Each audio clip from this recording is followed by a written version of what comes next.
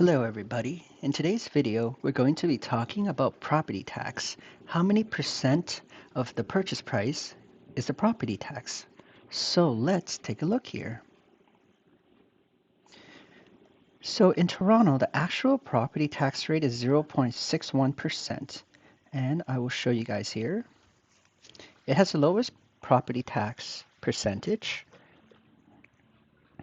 The reason is because there's so many, it's very dense, so there's many, property tax payers, and, more people are sharing the same roads. So in a country, out in the country like this, they need people, each person to pay more. In addition, home prices are cheaper. So they're actually still might be paying less property tax. So a lot of people are asking me, how come, the property tax is lower than 0.61? So let me show you guys here. In this search, I have only included the Toronto boundary. So these will all definitely have 0.61% property tax. And I filtered it out by only properties that were sold in the last 200 days. Sold date here. And the key is the sold price is $800,000. Okay. And the tax amount is all different though. So as you can see here on the low end, we got 1,700, 27. And on the high end, we got almost 4,000. So I did some math here. Annual tax divided by purchase price. At this equation, this cheap one is only 0.21%, so it's way cheaper than the actual property tax. Why? I'll explain later. And the actual average property tax is 0.37, because if you look at all this data here, it's around $3,000, for average. Maybe even a little bit lower. And then we can see here the most expensive property tax is not even at 0.61. It's at 3,987 here. So let me go ahead and let me explain why. So this is the cheapest one. It's sold for 800,000.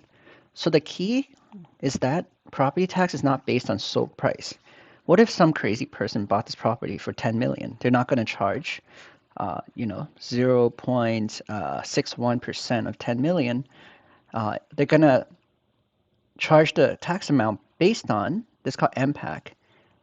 MPAC's assessed value. Okay, that's the key. So you can see here this unit here.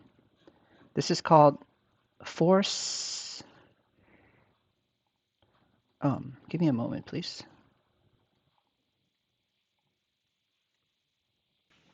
Okay, so I'm going to use another example. The very cheapest property tax one at 1,700 did not have an MPAC report.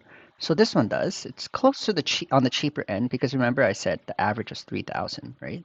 So why, is it so cheap even though it's sold for 800,000?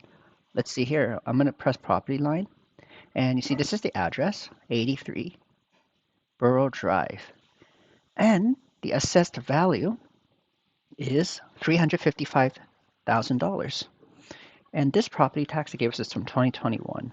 So I take this number, 355, not $800,000. See, that's the difference. Times Toronto's property tax rate, which is 0.61, times 0.0061. And there we go. You got 2,169, which is really close to my calculation. So, and that's how you calculate property tax rate. And I'll go over a little more example. I'll use the most expensive one now, okay? So you guys can see. So as you can guess, probably this 8 Eglinton has a higher property tax because it's been appraised by MPAC as a higher value. The general rule is that a newer building generally, look at this building, it's built in 2018. New buildings, they appraise it higher. You see, this one's 831. I'm gonna pull up the old one here, so we're looking at it side by side. 83 Burroughs Drive. Just remember, both of them sold for 800,000, which is the same price.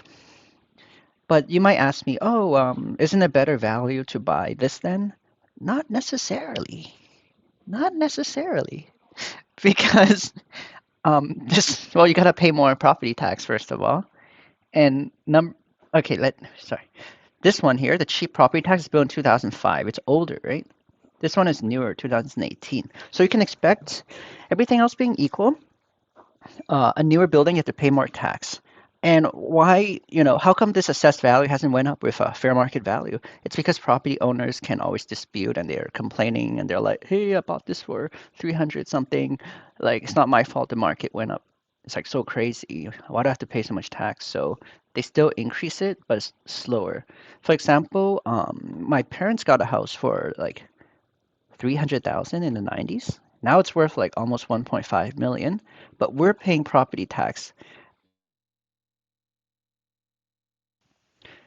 So basically, the older the building, the cheaper the property tax. As you can see here, 2005 appraised 355,000. 2018 appraised almost double. Okay. So let me do the math for this one. 631. Grab my calculator here.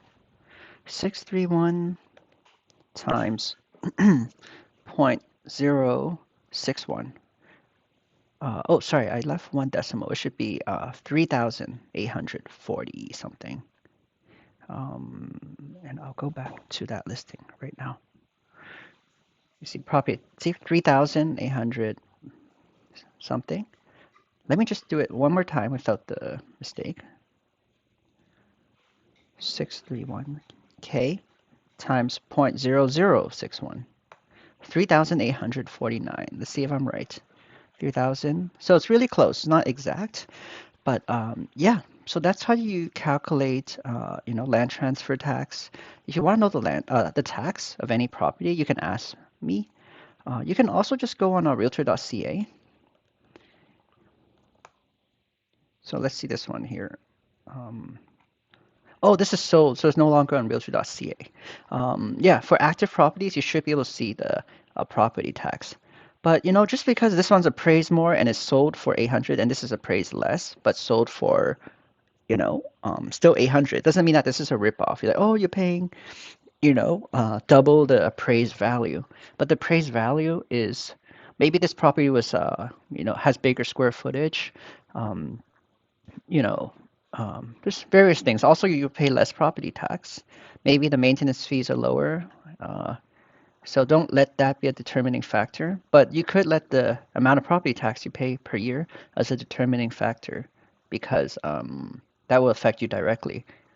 But this is no way, a indicator of actual value because you're always going to find the newer properties looking like it's a better value due to the slow rate where the government increases the value of your home.